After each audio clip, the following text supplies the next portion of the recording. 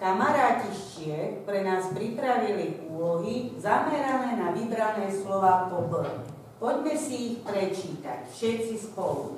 Byt, bydliť, obyvateľ, byt, příbytek, nábytek, dobytek, obyčej, bystrý, bylina, kobyla, býk, Přibyslav. S týmito vybranými slovami súvisí aj prvá úloha.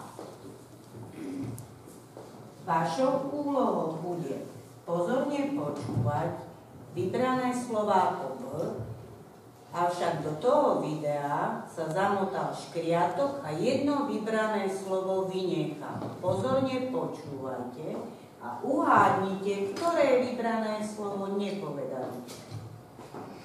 Vybrané slova po B.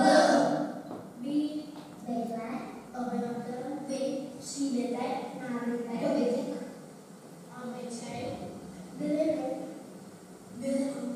kobyla, býk, Přibyslav.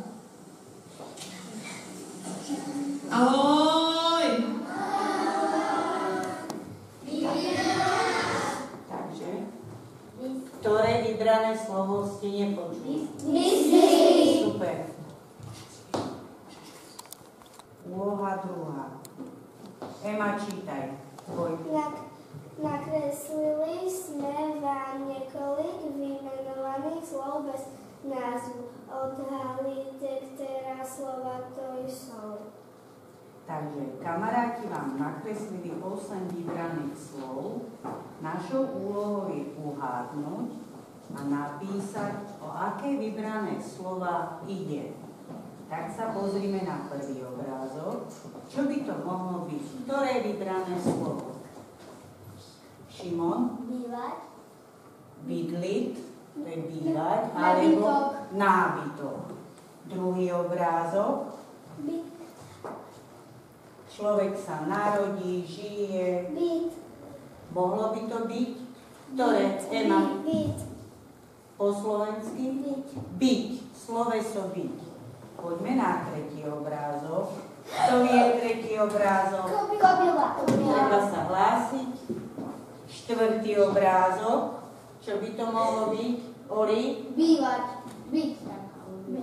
Bývať alebo bydliť. Alebo bydlisko. Bydlisko je slovo utvorené. Poďme ďalej. No. Kalištička. Šimon? Bystrý. Bystrý. Chytrý. A čo ďalší obrázok? Čo by to mohlo byť, Miška? Bík. Bík. Obrázok číslo 7. Čo by to mohlo byť? Janka? Nábytok. Nábytok. Po česky nábytek. A posledný obrázok. Ja. Lukáš? Dobytok. Dobytok. Dúfam, že všetky úlohy sme vyriešili správne. Všetky tieto slova, ktoré ste hovorili, na našom skružku dopíšeme do nášho Twin Spaceu a potom uvidíme, čo nám na to povedia naši českí kamaráti. Tak sa pozdravte, rozlúčte sa s nimi. Ahoj!